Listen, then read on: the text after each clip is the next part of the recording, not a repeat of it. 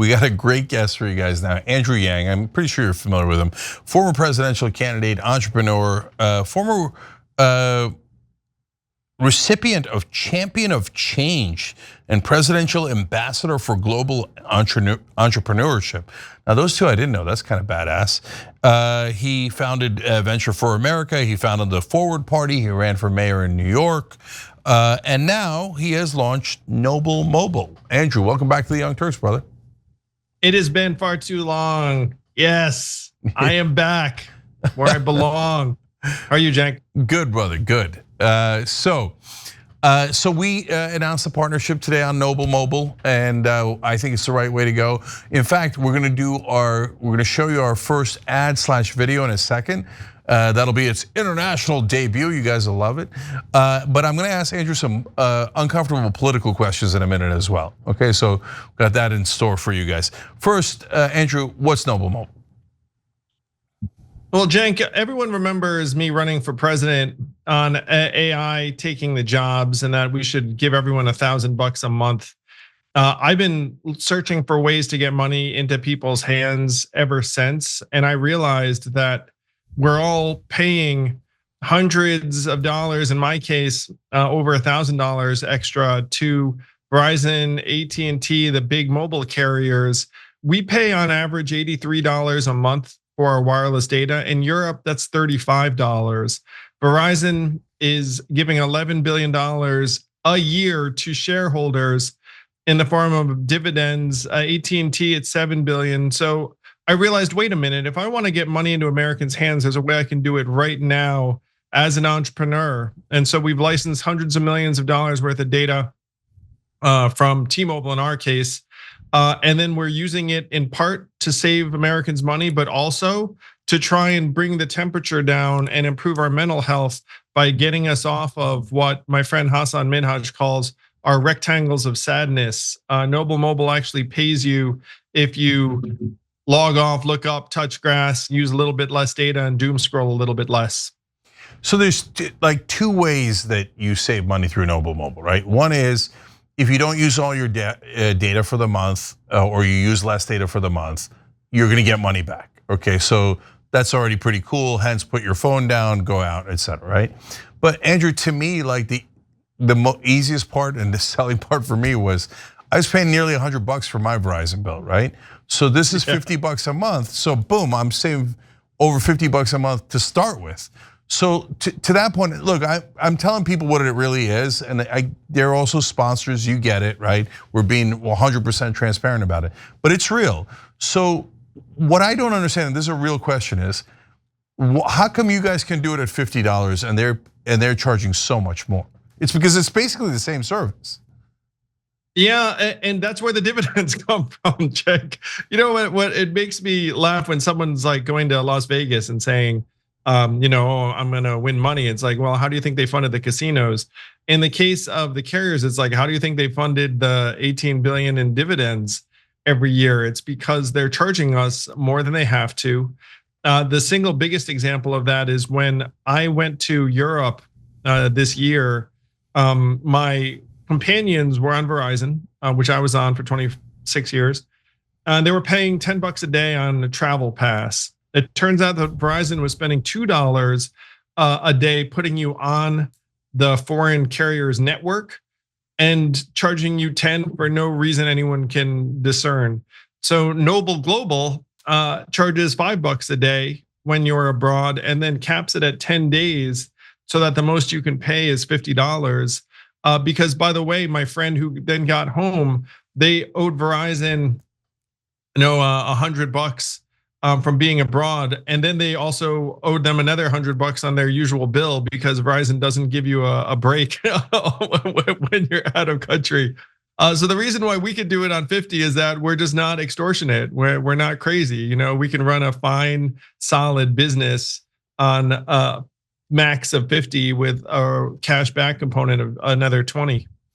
Yeah, so look, this is happening in almost all the industries. They become either monopolies or oligopolies. And so once they've cornered the market, they just charge you whatever they want. I mean, the drug companies went like overboard and they're like, you're not even allowed to negotiate our prices, right? But here in carriers, at least there's real competition. There wasn't before. You had to pay some crazy number no matter what. Now all of a sudden there's Noble Mobile, et cetera, and voila, price competition, and that's how a market's supposed to work. And the fat cats, they get too fat, et cetera. So now, by the way, that's what happened in Europe, Cenk. Like prices came down because you had something called competition, and that's why I started Noble. Is like, look, we have to give Americans more choice and get the prices down to what they should be. And so it's a real pleasure. We're going to save Americans billions of dollars and also get people off their phones a little bit. Yeah, so if you want to do it through us, go.tyt.com/switch. What we're trying to do is gather the good guy companies here, people that are actually looking out for you and actually trying to save you money. So Andrew and I did our first little video together just a couple of days ago. This will be its international debut, so I'm sure everybody's on pins and needles here. Let's watch and have a little fun. Hey Andrew, what's up? Hey Cenk, you ready to make the switch? Yeah, I guess. I promise it's easy, universal, basic, and you get income. Yeah, you keep saying that. But you sure I'm gonna have coverage? Of course you will. You think I would have bad service? I'm Andrew Yang, of course I have good service. All right, let's try it. But I'm so bad at tech. So, wait, should I do this thing of the hashtag business? Andrew, you're still on, right? Yep. Oh, I see it. No, wait, I don't see. Oh yeah, I do see it. Here we go. I actually did not realize that you'd be searching in real time, but I love it. How much do people actually normally save? Yeah, the average American is gonna save between $500 and $1,000 a year on Noble. Yeah, no, you know what I'm gonna do, Andrew? Are you ready to become a Noble member? The two buttons are do it and go back. There's no going back, we're doing it. We're doing it. Here we go, Noble Mobile. Oh my gosh, I just called you and are you now on Noble and not Verizon? Why didn't you tell me it was gonna be super easy? I know, man. Now you just stay away from your phone and watch the money roll in. I can do that, here you go, phone, yeah. What the Cenk, you still there? Andrew? Oh, well, at least I got Noble Mobile. It was really just one take. The whole thing is wild. It's in my shoes. It's in my shoes. Poor wow. Just the commitment of Brett falling in the pool. That was really next level. That was news to me too. It was a lot of surprises for me, and I was in it. So look, we shot that real quick, but I tell you, I did actually switch in the middle of that of us shooting that kind of ad. It was kind of breaking news. And it took about 5 minutes, and I'm a giant tech spaz. And I was like, oh, okay, QR code, got it. Okay, this, got it. And next thing you know, boom, I got it, and I'm saving tons of money. So I feel pretty good about it. I was on Verizon for 26 years, and when I realized how much I could have saved by changing, it was invigorating because it's like, oh shoot, what else can I change in my life that might lighten the load or help me save money or help me live better. But there was a lot of anger and frustration too, because I was like, gosh, I've been getting gouged by these guys for 26 years, and I did some math, and it adds up to something like $15,000, not including opportunity costs and compound interest and all the rest of it. I was talking to an executive who said that this is a way Americans can actually fund their retirement, because if you start doing the math on how much extra money is heading to the carriers, it adds up in a very serious way. But yeah, man, 26-year relationship broken up within 5 minutes, and they just sent me a text message. Yeah, that's all I got. No, but like seriously, you do the math on it. Let's say that I only save $50 a month, right? Which I think I save way more than that. But that's times 12 is $600 a year. Whether it was the last 20 years or the next 20 years, that's $12,000. So plus interest, compounding, opportunity costs, et cetera, et cetera. Yeah. Or you could spend it on yourself, obviously. But yeah, man, I mean, it's real money, and that's the minimum. And because that's the $50 you can see very clearly. You're gonna end up saving more than that. Yeah, and look, guys, I get it. It's about Noble Mobile, and we're doing this partnership together. But it's really about all the industries. Like all these industries need much more competition because we're paying 500 more to this guy, 800 more to that guy, 2,000 more to that guy. And when you add all that up, oh my God, it's a robbery. So, all right, but let's talk a little bit of politics, right? So you got the Forward Party, you're an independent, just like Karine Jean-Pierre. I'm kidding. Don't take offense. Sorry. We're no way to hurt a guy. Okay, so all right, I'll start out super broad, then we'll do a little bit of New York, a little bit of national, okay? So what do you make of politics these days, Andrew? It's very, very disheartening that millions of Americans don't know when they're going to get their SNAP benefits. I mean, that stuff infuriates me. If I was a Democratic office holder or Republican office holder, I'd be like, look, guys, like we've gone way too far when Americans are starving because we can't get our acts together and land where we know where we're going to land anyway. I mean, realistically, so that stuff is infuriating and heartbreaking. That's how I feel about politics nowadays. Yeah, I mean, especially when Trump then goes and does a great Gatsby themed night out, right? And brother, I can't stand this crew.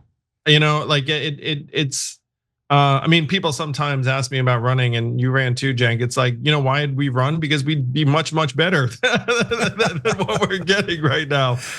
So you know, it does make me sad just how egregious it all is.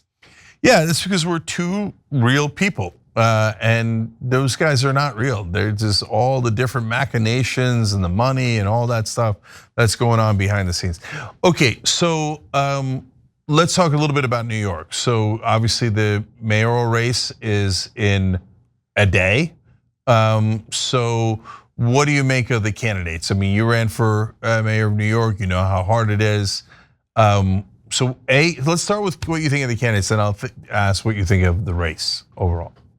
Sure. I met with Zoran, who I actually knew before this race even began, and I did have lunch with Andrew Cuomo. I've not endorsed in this race. I'm someone who really appreciates Zoran's affordability message a great deal because it's so similar to why I ran for a public office in the first place. And so it's awesome also to see how many people Zoran has brought out. I do think the polls are tightening in a very real way as folks are reckoning with the fact that either Zoran or Andrew Cuomo is going to be the mayor. It's been, I mean, I've honestly been getting it from all sides and am rooting for the person who wins to succeed for the sake of New York. I mean, I'm a parent, I've got a family here and just want the city to succeed. So how about the media? That's what I meant by how the race is going. Because so Mamdani's constantly being asked about different countries. He's being attacked in 8,000 different ways. When you ran, you had an interesting interaction with the media in New York, and you were for a while you were the front runner. So then you got attacked even more. So what was your sense of running for that position? Interesting is a euphemism in terms of characterizing the media and the relationship. I told my wife, Cenk, I'm not sure if I've ever shared this publicly, but like, you know, like when you're the front runner, you feel like you're just getting pelted all of the time. And I'm sure that Zoran is going through some version of that. It is, if you're a human being, I mean, it's a very uncomfortable feeling. You know, like I mentally had this checklist about like how many days are left in the race so I could like run through the tape. And in many ways, the days just felt very, very long, in large part because of the media. The media, I don't think anyone thinks is playing it straight. And it's one reason why politics are so nasty in New York, that the media often feeds the nastiness.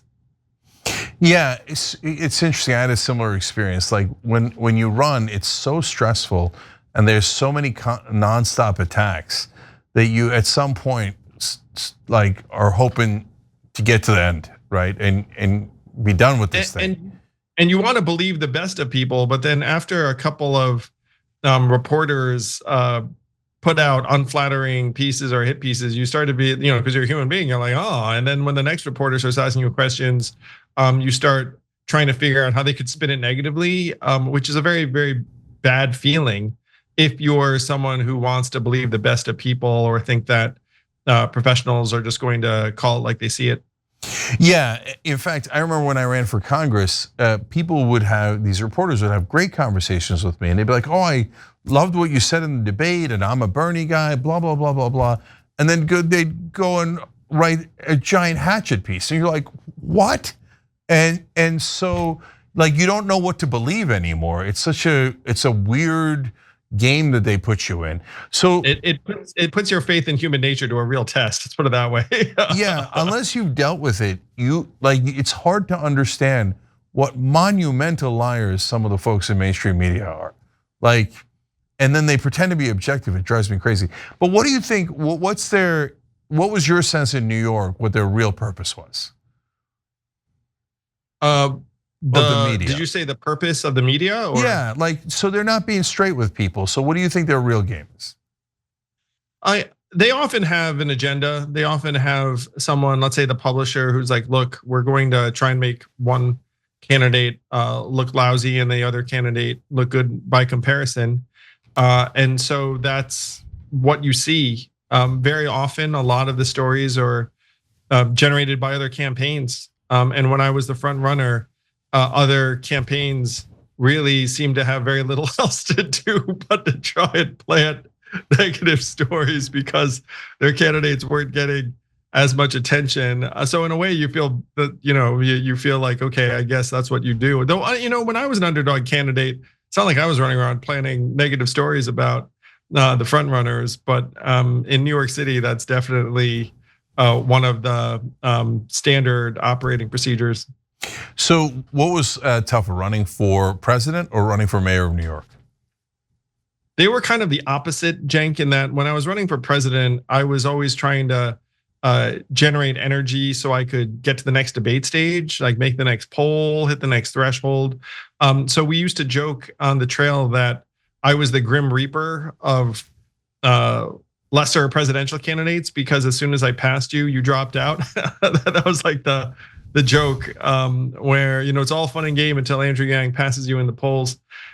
In the mayoral, I was the front runner, and so just got exposed to negativity just about every day because there were maybe a half dozen other candidates whose job it was to pass me, and thus the easiest thing to do in any given day would be to try and drag my numbers down. And that was not happening on the presidential because folks weren't worried about me.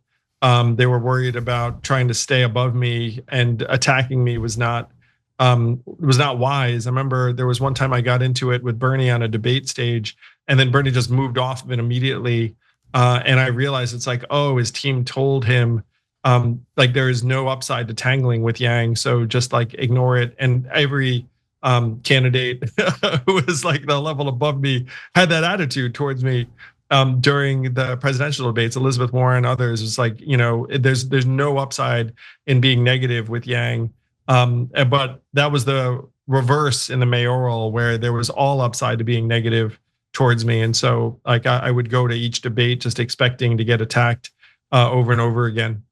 Yeah, so you don't really envy Mamdani's position over the last couple of months, right?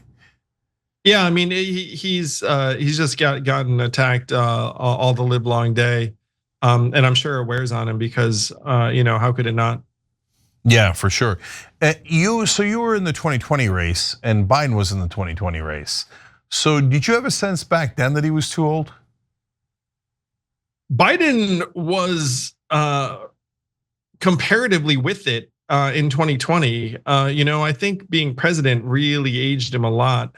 I saw him in 2024 in South Carolina, and he seemed like a different man. Like that 4 years might as well have been 14 years. And so you can, by the way, like look at Joe Biden's speeches, let's say 2012, 2016, 2020, 2024, and then you see there was a very steep decline post 2020. Now he wasn't that like dynamic or energetic in 2020, but he was also not giving you doubt about his faculties in the same way that he would several years later. All right, last couple of questions here. How about Kamala Harris? Because she started out super hot in that 2020 race, and a lot of people were talking about her being the front runner, and then she tapered off in a massive way. So, having interacted with her, having run against her, what was your sense of Kamala Harris? Were the word salads back? Were they around back then? Did you get a sense of competence, incompetence? What was your take on her? I spoke directly before or after Kamala a dozen times during the 2020 cycle, and she wasn't. It was not a strength of hers to go into like a Union Hall in Iowa and knock it out of the park, get support, and grow. And by the way, that showed up in the numbers where she campaigned. Her numbers did not improve, and then she ended up dropping out before the vote started in 2020. It's one reason why I was nervous when there was no process in 2024. I said, like, has she gotten phenomenally better at doing these interviews and live events? I think when she gets asked a question, she seems to have this process around what should I say here, what should the answer be, as opposed to what do I think or what do I believe, and that showed up in 2020 and 2024, in my opinion. Yeah, it certainly looks like it did. All right, one last question, Andrew. So, why not stay in the Democratic Party? Why did you form the Forward Party as an independent way to go? I did the math, Cenk. I looked up and said, according to the numbers, the two-party system is going to get increasingly polarized and dysfunctional, and that Democrats are going to have a very hard time passing laws because they're not going to be able to get 51 Senate votes, as an example. It's going to get worse, not better. And the only way out would be to have some movement outside of the two parties that tries to advance policies that have majority support, but also is able to compete in places where the Democratic brand or the Republican brand are deeply, deeply unpopular and underwater. And by the way, that now applies to a majority of the country, where right now, what's the approval rating of the Democratic Party, the Republican Party nowadays? Maybe 29%, 25%. Yep. You could call something, I mean, we obviously called it Forward, but you could call something completely neutral, like the Purple Party might actually have some weight to it.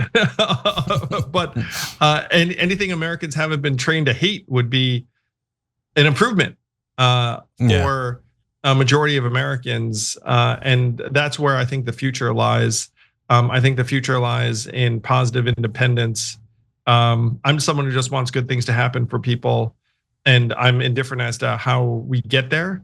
But I just became convinced that the two-party system was not going to result in good things.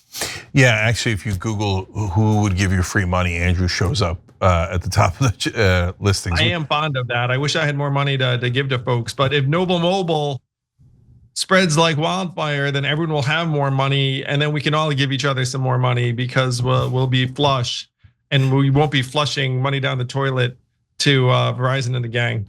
Yeah.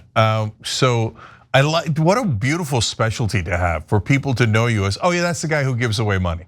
All right. I tip well as a result too, Cenk, because I don't want that. One, it's the right thing to do. And my first job was as a busboy at a Chinese restaurant. But two, I don't need a social media post being like, look at this guy wants to give everyone money and he only tipped like, whatever, 10%. So I'm a fat tipper.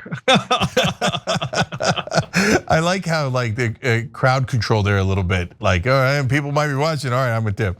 That's what I need, because historically I used to be a terrible tipper. You know why I was a terrible tipper? Because I was poor. But anyways, I've gotten better. So, okay, look, guys. Andrew said that the Democratic and Republican Party brands would become toxic. Did that happen? Well, yeah, kind of. Andrew said that AI might do a lot of damage and we might need universal basic income. And AI has begun to do some significant damage. And now Andrew's saying, hey, why are you paying your carrier all that money when you could just get this almost the same exact thing? Which, by the way, I've had nothing but terrific service so far. So like the phone works everywhere, you don't have to worry about that, etc. And he's saying he can save you, hundreds, maybe thousands of dollars a year. There's some chance he's right, okay? And if there's one thing I know about you, Andrew, you've done the math. Oh yeah, the math checks out. I was worse than you, man. I was paying Verizon $140 a month, and so that extra $95 a month is coming in pretty handy. It means I can tip better. Okay, now see that's that. Now I got no excuse. Now that I have Noble Mobile, now I got to tip really well.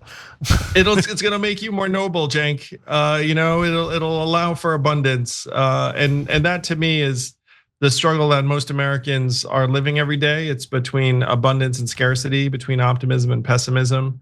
And I'm someone who really wants abundance to win. We are the richest society in the history of the world. AI should be putting more into our hands instead of taking it away. And one of the things I was joking about, and you referenced it earlier when you said, hey, drug companies and whatnot. I joked like, is it possible that Americans are paying more for something than people in other countries? And I got a laugh at this crowd because it's something of a habit for us, because we have these companies that are very extractive, and I'm pumped to try and get more money into people's hands, because that's what it's going to take. It's going to take some well-intended entrepreneurs like Mark Cuban and Cost Plus Drugs, which was one of the inspirations for Noble Mobile. We can do it with data, which is something that people use every day. Yeah, for sure. And that way we could always, we could all pay it forward party, something along those lines. All right, I'm always combining these things. All right, Andrew Yang, everybody, we're gonna see him more. Hopefully, maybe he'll stop by the studio. We'll do a show together. Love it. Welcome aboard, brother. Great to have you. Thanks, Cenk. You'll be seeing more of me for sure. I'm gonna come visit you in LA. All right, I love it. All right, everybody, check out Noble Mobile. Save yourself a lot of money. Andrew, you're awesome. We'll see you soon. Every time you ring the bell below, an angel gets his wings. Totally not true, but it does keep you updated on our live shows.